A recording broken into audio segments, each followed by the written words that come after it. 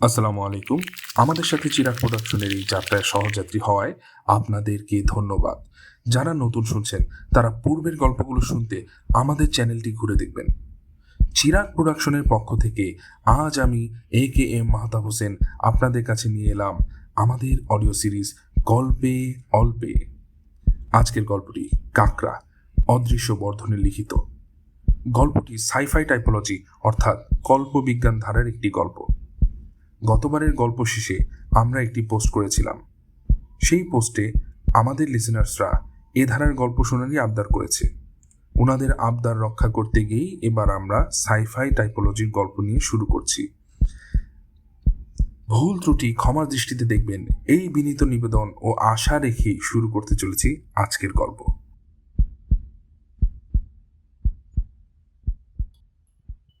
Professor nut bolt চক্র খুব বিরক্ত হলেন। আমি বললাম, নিজের চোখে দেখলাম, আমি কি মিথ্যে বলছি? প্রফেসর বললেন, আমার মাথায় এখন কুপার বেল্ট ঘুরছে, কাকড়া নিয়ে মাথা ঘামানোর সময় আমার নেই। রাগ হয়ে গেল আবার। কুপার বেল্ট রয়েছে প্লুটো গ্রহের ওপাশে, ঠান্ডা বরফের জগৎ, আর কাকড়া ঘুরছে আপনার বাড়ির দেওয়ালে। বাড়ির দেওয়ালে কখনো কাকড়া ঘোরে না, কাকড়া টিকটিকি নয়। ঠিক এই সময়ে টেলিফোন এলো আমেরিকা থেকে। প্রফেসর কিরমির করে কিছুক্ষণ ইংরেজি বলে রিসিভার নামিয়ে রাখলেন।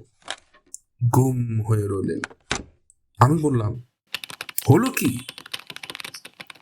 প্রফেসর বললেন, দেখো দীননাথ, তোমার এই ব্যাড হ্যাবিটটা আমার মোটেই ভালো লাগে না। যখন চিন্তা করব তখন কথা বলবে না। চুপ করে রইলাম, ঘড়ির দিকে চেয়ে রইলাম। ঠিক 3 মিনিট 30 সেকেন্ড পর ধ্যান ভাঙল প্রফেসরের। বললেন, কাকড়া দেখেছ? দেয়াল বেয়ে উঠেছে। আপনার বাড়ির পিছন দিকে, যেখানে কেউ থাকে না, শুধু জঙ্গল। তুমি ওদিকে গেলে কেন?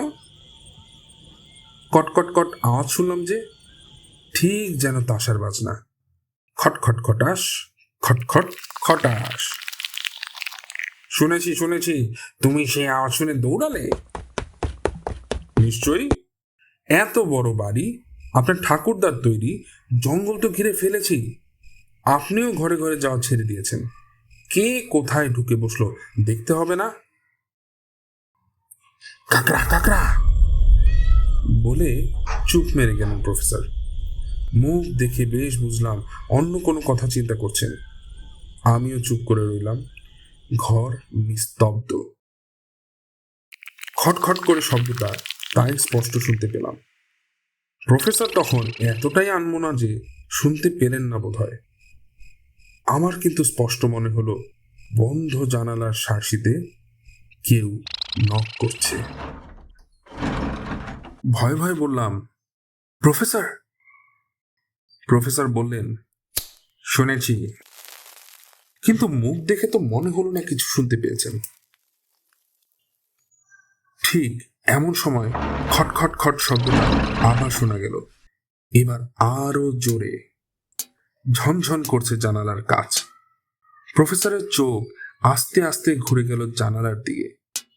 শীতের রাত, দোতলা ঘর, বাগানের দিকের জানালা। বিকেলের দিকে যাকে দেখেছিলাম তার আবির্ভাব ঘটেনি তো? গা ছমছম করে উঠল। কাকড়া তো দেয়াল বেয়ে ওঠে না, তবে কে? খট খট খট, ঝন ঝন ছনাত। সার্সির একটা কাজ ভেঙে ঠিকরে পড়ল মেঝের উপর। শক্ত হয়ে গেল শিরদাঁড়া। ভাঙা কাচের ফুটো দিয়ে প্রথমে গলে এলো একটি ভয়াবহ জিনিস। নীল রঙের একটি কাকড়ার তারা। ডগায় দুটো ধারালো আক্রোশী খাঁজ কাটা বল্লমের মতো নড়ছে। দুমুখ এক হচ্ছে, ফের খুলে যাচ্ছে। লম্বা দাঁড়া, জীবনে আমি এত দেখিনি। বিশেষ করে নীল রঙের কাকড়া। কাঁকড়া খেতে আমি ভালোবাসি, এই দ্বারা দেখে গলা গেল শুকিয়ে আবার। খটখট ঝনঝন শব্দের সাথে সাথে ভাঙা কাচের বাকি অংশটাও ভেঙে পড়ল ভেতরে। অন্য দ্বারা দিয়ে ঠুকে ঠুকে গোটা বডিটাকে কাঠের ফ্রেমে টেনে তুলল নীল কাঁকড়া। ইঞ্চি আষ্টেক ব্যাস। অতিকায় কাঁকড়ার চোখ কিন্তু কাঠির ডগায় নেই, বর্মের গায়ে বসানো। মানুষের মতো না হলেও চাহনিটা কেমন যেন বুদ্ধিদীপ্ত, মায়া মমতায় স্নিগ্ধ বলেও যেন মনে হলো। হঠাৎ এমনি মনে হওয়ার কারণ আমি দর্শাতে পারবো না, তবে এটা ঠিক যে এরকম চারকোনা চকচকে চোখ পৃথিবীর কোনো পশু পাখির আছে বলে আমি জানি না। আর চোখে দেখলাম প্রফেসর চোখের পাতা ফেলছেন না, অতিকায় আগন্তুকের দিকে খুব মন দিয়ে তাকিয়ে আছেন। ঠকাস করে সিমেন্টের মেঝের উপর লাফিয়ে পড়ল দানব কাঁকড়া। বুকটা ধরাস করে উঠেছিল আমার। নীল আতঙ্ককে আবারও মন দিয়ে দেখতে লাগলেন প্রফেসর।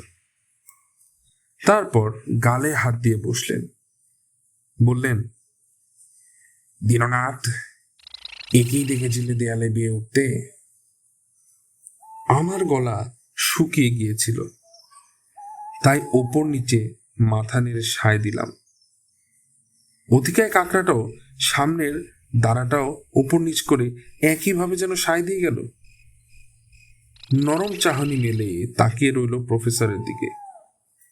তারপর তার দিকে এগিয়ে এলো কর্মর আওয়াজ করে। প্রফেসর বললেন, তিষ্ট। কাঁকড়া দাঁড়িয়ে গেল। প্রফেসর বললেন, তুমি সংস্কৃত জানো? কাঁকড়ার দ্বারা থর থর করে কাঁপতে লাগলো। আমার মনে হলো, কেন মনে হলো তা বলতে পারবো না, কাঁকড়া বুঝতে পারছে না। না বলতে হলে কিভাবে দাঁড়া নাড়াতে হবে। মনটা নরম হয়ে গেল আমার। ডাইনে বায়ে ঘাড় ঘুরিয়ে নেড়ে দেখালাম কিভাবে না বলতে হয়। আমার ঘাড় নাড়া দেখে অপার্থিব কাঁকড়া সঙ্গে সঙ্গে দাঁড়া নাড়ল ডানে আর বামে। বুঝেছি, বললেন প্রফেসর। তুমি সংস্কৃত জানো না, বাংলাও জানো না, অথচ বুঝতে পারছো কি বলতে চাইছি। ওপরে নিচে দাঁড়া নেড়ে সায় দিল কাঁকড়া। বাহ বাহ, তাহলে তো হয়েই গেল। তুমি টেলিপ্যাথি জানো, মানে আমার মনের কথা তোমার মন ধরে ফেলেছে। দাঁড়া নেড়ে হ্যাঁ বলল কাঁকড়া। সাব্বাস, বললেন প্রফেসর। তাহলে বাপু, তোমার মনের কথা আমি কেন ধরতে পারছি না? অদ্ভুত একটা কাণ্ড করে বসলো দানব কাঁকড়া। কড়মড় করে সিমেন্টের মেঝের উপর দিয়ে সরাত করে চলে এলো প্রফেসরের পায়ের কাছে। প্রফেসর যেই হেড হয়ে তাকে দেখতে গেছেন, অমনি টপাত করে লাফ দিয়ে প্রফেসরের মাথার উপর উঠে পড়ল। আমি আটকে উঠলাম। প্রফেসর কিন্তু নির্বিকার। তার মুন্ডুর চাইতেও বড় একটি বিভীষিকাকে মাথার ডগায় নিয়ে শির দ্বারা সিধে বসলেন সে। অমনি কাঁকড়া ভয়াবহ দুটি দ্বারা দুপাশে নামিয়ে চেপে ধরে বসলো দু রগের উপর। আমি আর চুপ করে থাকতে পারলাম না। রগ যে ফুটো হয়ে যাবে এখনই। তরাক করে লাফিয়ে দাঁড়িয়ে উঠলাম। প্রফেসর ধমকে উঠলেন, তিষ্ট। দাঁড়িয়ে গেলাম। দেখলাম প্রফেসর শিব মিত্র হয়ে আছেন। স্পষ্ট মনে হলো এই যেন শুনছেন। ফিক করে একবার হাসলেন, ঘাড় নেড়ে সায় দিলেন। তারপর ঘাড় ফান না নেড়ে মুচকি মুচকি হেসেই চললেন। ব্যাপার কি? প্রফেসর তাকালেন আমার দিকে, বললেন, ব্যাপার ভারী মজা। দেখলে তো, তুমি মনে মনে যা ভাবলে আমি তা বুঝে গেলাম। ঠিক যেন তুমি আমার মাথার মধ্যে কথা বললে। দীননাথ, আমার ব্রেনে টেলিপ্যাথির ক্ষমতা ঢুকিয়ে দিয়েছে এই কাঁকড়া। ওর সঙ্গে বেশ তো কথা বলছি, কেন বিরক্ত করছো? যা চলে, ভালো করতে গিয়েও ধমক। প্রফেসর ফের শিবমিত্র হয়ে ফিক ফিক করে হাসছেন। এটা দেখে গুম হয়ে বসে পড়লাম সোফায়। মিনিট 5 পর এক লাফে প্রফেসরের মাথা থেকে সিমেন্টের মেঝেতে নামলো দানব কাকড়া। খুব যে উৎফুল্ল হয়েছে তা ওর বিরাট লাভ দেখেই বুঝলাম। প্রফেসরের পায়ের কাছ থেকেই একটি মাত্র লাফ মেরে শূন্য পথে এত বড় দেহটাকে উড়িয়ে নিয়ে গিয়ে ফেললো ভাঙা কাচের ফোকরে। ঘুরে দাঁড়িয়ে দাঁড়া নেড়ে যেন টাটা করেই পিছু হটেই বেরিয়ে গেল বাইরে। আর কি আমাকে রোখা যায়? দৌড়ে গেলাম জানালার সামনে, ঝটকা মেরে খুললাম পাল্লা। বরাদ নেই বলে ঝুঁকে পড়লাম। দেখলাম দেওয়াল বেয়ে টিকটিকির মতো নেমে যাচ্ছে অতিকায় কাঁকড়াগুলো। চাঁদের আলো ছিল বলে দেখছিলাম এই দৃশ্য। সেই সঙ্গে কাঁকড়ার বাহিনীকেও দেখলাম। বাগানের মাটি থুক থুক করছে নীল কাঁকড়ায়। অসংখ্য টিভি বললেই চলে। তারা মরছে, মাটি যেন ঢেউ খেলে যাচ্ছে। ঠান্ডা হাওয়া আসছে দীননাথ, জানালাটা বন্ধ করে দিয়ে আমার পাশে এসে বসো। কাকড়া কি বলে গেল শুনে যাও। নীল আতঙ্কদের দেখে আমার তখন মাথা ঘুরছে। ঢলতে ঢলতে এসে বসলাম প্রফেসরের পাশে। উনি নিজের মাথায় হাত বুলিয়ে নিজেই বলে চললেন, এরা এসেছে ধূমকেতুর জন্মভূমি থেকে। ধূমকেতুদের জন্মভূমি?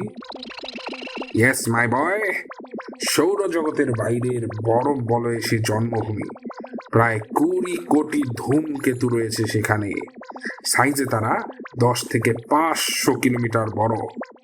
হ্যাঁ হ্যাঁ, সূর্যকে প্রদক্ষিণ করছে সেই কক্ষপথে।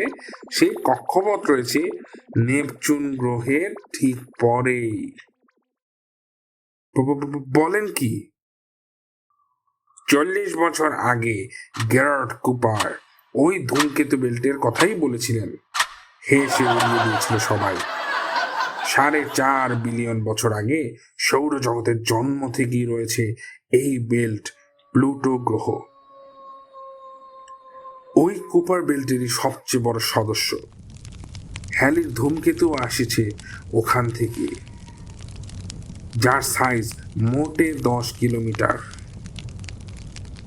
আমি ঢোক গিললাম। প্রফেসর বললেন, কুপার বেল্টের ধূমকেতুরা টহল দিয়ে চলে যায়, আবার আসে। কিন্তু এই আরো দূরের উল্টো মেঘ থেকে যেগুলো আসে তারা একবার দেখা দিয়ে চলে যায়, আর ফিরে আসে না। ধূমকেতু নিয়ে এত লেকচার ভালো লাগছে না। আমি বাড়ি ফিরতে চাই, কিন্তু যাব কি করে? নিচে পিলপিল করছে কাকড়া। ওরা ভালো কাকড়া, কিছু করবে না। ধূমকেতুর লেজে বেঁধে স্পেসশিপ নিয়ে এসেছিল। আর একটা ধূমকেতু আসছে, তাতে চেপেই ওরা চলেও যাবে। আসছে আরেকটা ধূমকেতু? আমেরিকা থেকে সেই খবরই তো পেলাম। ভরকে যেও না, পৃথিবীর অনেক দূর দিয়ে চলে যাবে। এরাও ফিরে যাবে। যাবার আগে যে খবরটা দিয়ে গেল সেটা শুনলে তোমার রক্ত জমে যাবে। আমি কান খাড়া করে শুনে গেলাম। দীননাথ, উল্ট ক্লাউড থেকে অনেক বছর আগে একটা ধূমকেতু এসেছিল। পৃথিবী ঘুরে চলে গিয়েছিল। তাদের লেজ থেকে স্পেসশিপ নিয়ে পৃথিবীতে নেমেছিল অন্য গ্রহের নৃশংস একদল প্রাণী। তাদেরও দেখতে কাকড়ার মতোই। সাইজে তারা অতিকায়, আরো বড়। কিন্তু তাদের খাদ্য হলো নরম মাংস। নরম মাংস? স্টুপিড! মানুষ যদি কাকড়া খেতে ভালোবাসে তাহলে কাকড়া কেন মানুষ খাবে না শুনি? কিন্তু এত বড় কাকড়া মানুষ খেলে মানুষ কি আর টিকবে? টিকবে না। সে খবরই দিতে এসেছিল কোপার বেল্টের এই কাকড়াগুলো। বলে গেল জারে বংশে উট মেঘের কাকড়ারা এখন বড় বড় বেড়ালের সাইজ নিয়েছে। এতদিন লুকিয়েছিল পৃথিবীর বড় বড় জঙ্গলগুলোয়। সেখানে মানুষের আকাল পড়েছে, তাই দল বেঁধে বেরিয়েছে বড় বড় শহরগুলোর দিকে। সুন্দরবনের দানব কাকড়া কলকাতায় নামবে কাল ভোরে। ভোরে? ছিঁড়ে ছিঁড়ে খাবে মানুষ, বাঁচার পথ একটাই। কি? গলা ছেড়ে বেরিয়ে এলো কি প্রশ্নটা। প্রফেসর বলে দিলেন কি করতে হবে। ভোরের আলো ফোটার আগেই প্রফেসরের বাগানে যেখানে সেখানে ফাঁকা জায়গা, সেখানে বড় উনুন জ্বলতে লাগলো। বড় বড় কড়াইতে রাশি রাশি কাঁকড়া রান্না করতে লাগলাম। সারা রাত ধরে কলকাতার বাজারে বাজারে হানা দিয়ে ঝুড়ি ভর্তি কয়েকশো কাঁকড়া জড়ো করেছিলাম আমি একাই। সাদা সর্ষে বাটা দিয়ে প্রাণপণে এমন কাঁকড়া রাখতে লাগলাম যে সুগন্ধ ভুর ভুর করে উঠে চলল আকাশের দিকে। সেই গন্ধের টানে নিশ্চয়ই উট মেঘের অতিকায় সবুজ কাঁকড়ার দল তাদের অদ্ভুত বোমোজানে চেপে প্রথমে উড়ে এলো প্রফেসরের বাগানের উপর। চ্যাপ্টা থালার মতো দেখতে বোমোজান, একটি থালার উপর করা আরেকটি থালা, চারদিকের কিনারায় অজস্র ফুটো, প্রতিটার মধ্য দিয়ে লিক লিক করে ভয়ানক ধারালো বাঁকা বল্লমের মতো দাঁড়া ঝিলিক দিচ্ছে গনগনে চোখের আভাস। বোমোজানগুলো নিঃশব্দে গাছের মাথায় এসে ভাসতে লাগলো। ভয়ে কাঠ হয়ে গেলেও আমি আমার কাজ করে গেলাম। প্রফেসর যেমন শিখিয়ে দিয়েছিলেন অবিকল সেভাবেই। বড় থালায় রান্না করা কাঁকড়ার লালচে দ্বারা একটার পর একটা তুললাম আর মাখো মাখো ঝোল সময় কর্মর করে কামড়ে চুষে খেতে লাগলাম। আরো কয়েকটা থালা বোমজান উড়ে এলো সেই কাছেদের মাথায়। চোখ তুলে দেখলাম থালাদের কিনারা ঘিরে অজস্র অতিকায় তারা হিংস্রভাবে আস্ফালন করছে, আমাকে পেলেই যেন ছিঁড়ে ফেলবে। কিন্তু সুবুদ্ধি এলো তারপর। নিমেষে সবকটা থালা বোমোজান একসঙ্গে ছিটকে গেল নীল আকাশের দিকে, মিলিয়ে গেল দেখতে দেখতে। বোধহয় ভয় পেয়েছে। বাড়ির মধ্যে ছুটতে ছুটতে বেরিয়ে এলেন প্রফেসর। দু হাতে তালি বাজাতে বাজাতে বললেন, সাবাস দীননাথ, এই এই এই একটা কাজের জন্য রাষ্ট্রসংঘ তোমাকে বীর পুরস্কার দিতে বলেছে। এই মাত্র খবর এলো গোটা পৃথিবীর সমস্ত ভিনগ্রহী কাঁকড়া পাই পাই করে থালা বোমোজানে চেপে উড়ে গেল উটমার্টের আগন্তুক ধূমকেতুর দিকে, লেজে চেপে চম্পট দেবে বলে। আমি তখন দর দর করে ঘামছি, কাঁকড়ার ঝোলে গোটা মুখ বিশ্রী। খেকিয়ে বললাম, আমাকে দিয়ে এই কাজটা না করালে চলতো না? একটা বড় দাঁড়া তুলে চুষতে চুষতে প্রফেসর বললেন, এ দৃশ্য না দেখালে কাঁকড়ারা ভয় পাবে কেন? এক রাতে এত কাঁকড়া জুটিয়ে এমন খোসবাইওয়ালা রান্না করতে আর কেই বা পারবে বলো?